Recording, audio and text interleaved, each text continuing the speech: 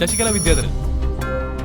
Hello hello, അതെ sorry കേട്ടോ, ബർത്ത്ഡേയുടെ കാര്യം ഞാൻ ഇപ്പോഴാ ഓർത്തെ. Happy birthday. ഓ എന്നിട്ട് താൻ പറയടോ, ഇന്ന് എന്റെയും birthday. Happy birthday. Thank you. Happy birthday sir. എന്തെങ്കിലും സ്പെഷ്യൽ പ്ലാൻ ചെയ്തിട്ടുണ്ടോ? പിള്ളേരാരും വിളിച്ചില്ലല്ലോ. ദോഷം പറയരുതല്ലോ ശശികലേ, ഇത്രയും നല്ലൊരു ബർത്ത്ഡേ എന്റെ ജീവിതത്തിൽ ഉണ്ടായിട്ട്. കാപ്രിക്കോണാ കുഴി മടിയന്മാരായിരിക്കും.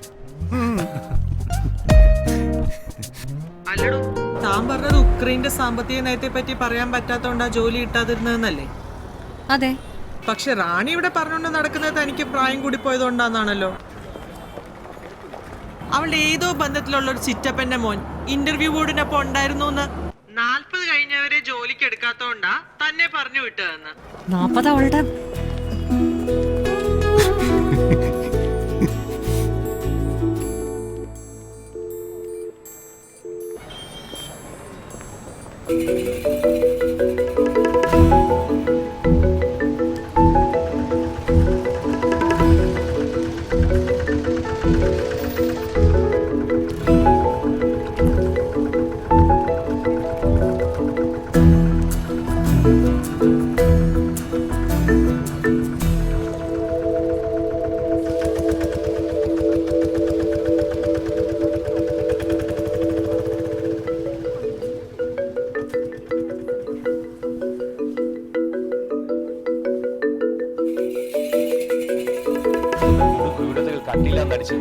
ജനിക്കാൻ പോകുന്ന കുഞ്ഞിന് വേണ്ടി ഞാനും എന്റെ അമ്മയും കോംപ്രമൈസ് ചെയ്യായിരുന്നു.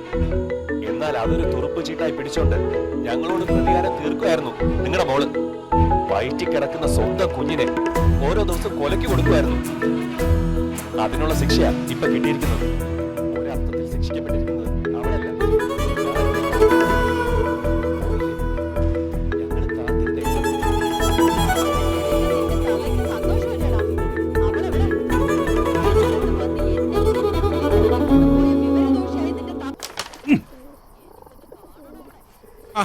എന്തായി മോളെ അയർലൻഡ്? കൊറേ കാര്യങ്ങളൂടെ ശരിയാവാനുണ്ട് സാറേ. ഇതെപ്പോ വാങ്ങി? ഇന്ന് 675 രൂപ. ഓർമ്മ നിൽക്കാനത് നല്ലതാ. ആരോഗ്യ മാഗസിനിൽ ഉണ്ടായിരുന്നു. എന്റെ മോളെ എന്താ കൊതുക്. അതെ, ഇതൊക്കെ ഇങ്ങനെ വെറുതെ കിടക്കുന്നുണ്ട്. ഇതൊന്നും ആരും നോക്കാറില്ലേ? നോക്കണോന്നൊക്കെ വിചാരിച്ചു തുടങ്ങിയതാ സാറേ. പക്ഷെ എവിടെ സമയം. ലച്ചു വല്ലപ്പോഴും ഇത്തിരി വെള്ളമൊഴിച്ചാലായി. എന്നാലും ഇത്രയും പൈസ മുടക്കി ഉണ്ടാക്കി വെച്ചിട്ട് ഒന്ന് ശ്രദ്ധിച്ചാൽ ഇങ്ങോട്ടുള്ള പച്ചക്കറി എങ്ങനെ കിട്ടുമല്ലോ. ഓ, അതൊക്കെ ഇനിയിപ്പോ ഒന്നേന്ന് തുടങ്ങണ്ടേ സാറേ. സാറിന് കേക്ക് എടുക്കട്ടെ? വേണ്ട വേണ്ട. എന്നാ ഒരു ചായ എടുക്കട്ടെ? ചായക്കിനി പാല് ഒന്നും വേണ്ട. ഞാൻ വേണമെങ്കിൽ നാളെ തന്നെ കൃഷി ഓഫീസിൽ നിന്ന് ആരെങ്കിലും ഇങ്ങോട്ട് അയക്കാൻ പറയാം. എനിക്ക് അവിടെ 1-2 മോള് ചെല്ലേ. മൃഗങ്ങൾ പോലും കാട്ടാത്ത ക്രൂരത സ്വന്തം കുഞ്ഞിനോട് കാട്ടിയ നിന്നെ പോലുള്ള നീരാളികളുടെ ഉപദേശം എന്റെ കുഞ്ഞിനെ എനിക്ക് നഷ്ടപ്പെടാൻ കാരണം. വിഷു അറിഞ്ഞോ? അസഭ്യം വിളമ്പിയ കുട്ടി അയാളുടെ അല്ലെന്ന് അറിഞ്ഞോ? എങ്ങനെ? സാന്ദ്ര പറഞ്ഞോ? സാന്ദ്ര പത്മിനി അമ്മയോട് പറയുന്ന അയാൾ കേട്ടു. അയാൾ തൊട്ടടുത്ത മുറി നിപ്പുണ്ടായിരുന്നു. എന്നിട്ട് അറിഞ്ഞതായിട്ട് അയാൾ ഭാവിക്കുന്നേയില്ല. സാധാരണ പോലെ പെരുമാറുക. ഇതിന്റെ വോളിയൊന്ന് കുറയ്ക്കോ? നിങ്ങൾക്ക് രണ്ടർക്കും മാത്രം കണ്ടാ പോരെ? മനുഷ്യനെ പഠിക്കാനും സമ്മതിക്കില്ല. വന്ന് കേറിയപ്പോ പോലും തളർന്നല്ലാണല്ലോ പെണ്ണ്. അല്ല ഇത് ഞാനൊന്ന് അവളോട് ചോദിക്കട്ടെ.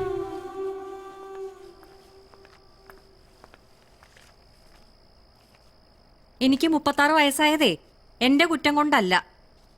ഈ കാലചക്രം എന്ന് പറയുന്നൊരു സാധനമുണ്ട്. അത് തിരിക്കുന്നതും ഞാനല്ല. അതുകൊണ്ട് അതിന്റെ പേരിൽ ഈ മുഖം വീർപ്പിക്കൽ മഹാമഹം നടത്തുന്നത് കൊണ്ട് ഒരു കാര്യമില്ല. കുറെ കൂടി ചെറുപ്പമുള്ള ഒരു അമ്മയെ തന്നൂടായിരുന്നു എന്ന് ദൈവത്തോട് ചോദിക്കുക. അല്ല, എനിക്ക് മനസ്സിലാവാഞ്ഞിട്ട് ചോദിക്കുക. ഈ അയർലൻഡ് എന്ന് പറയുന്ന സ്ഥലം കണ്ടുപിടിച്ചിട്ടേ ഇല്ലായിരുന്നെങ്കിൽ നീ എന്ത് ചെയ്തേനെ? അമ്മയ്ക്ക് മനസ്സിലാവില്ല. പതുക്കെ. ഒരു ഡ്രീമിൽ അതായി പോകുമ്പോഴ സങ്കടം എന്തെങ്കിലും ഒരു ഡ്രീം ഉണ്ടായിട്ടുള്ളവർക്കേ മനസ്സിലാവൂ.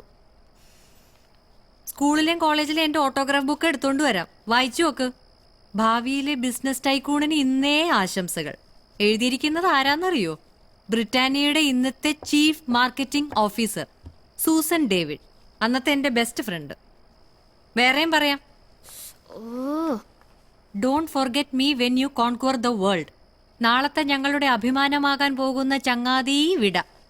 മെഡലും സർട്ടിഫിക്കറ്റും ഒക്കെ നിന്നെക്കാൾ ഒരുപാട് കൂടുതൽ കിട്ടിയിട്ടുണ്ട് എനിക്ക്. കണ്ണാ.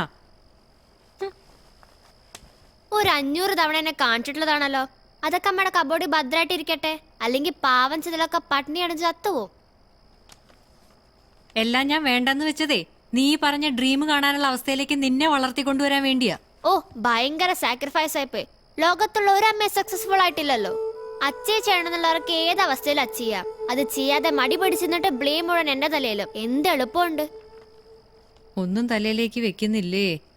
പക്ഷെ എവിടെ പോയാലും അവസാനം വെക്കാൻ പഠിക്കേണ്ടത് ഇവിടുത്തെ കഞ്ഞിയും കറിയാണെന്ന് ഓർത്താ മതി. അമ്മ പ്ലീസ്, അമ്മയോട് സംസാരിക്കാൻ തുടങ്ങലുണ്ടല്ലോ ഐ വിൽ ബിക്കം ഓൾഡ്. കിളവയായി പോവും ഞാൻ. എനിക്ക് ഈ പ്രൊജക്ട് ഒന്ന് ഫിനിഷ് ചെയ്യണം.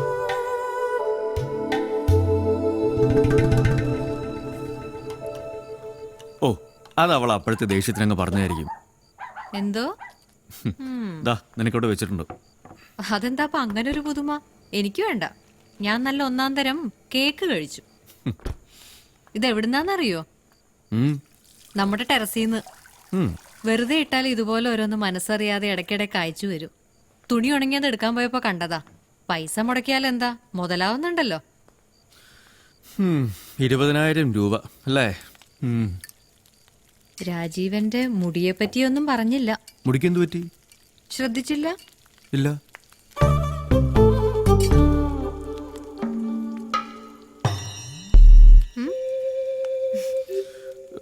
നന്നായിട്ടുണ്ട്. ചുമ്മാ. സത്യമായിട്ടും വയലറ്റ് ആണോ? അല്ല, റെഡ്. ഗോൾഡൻ വേണോന്ന് അവര് ചോദിച്ചതാ.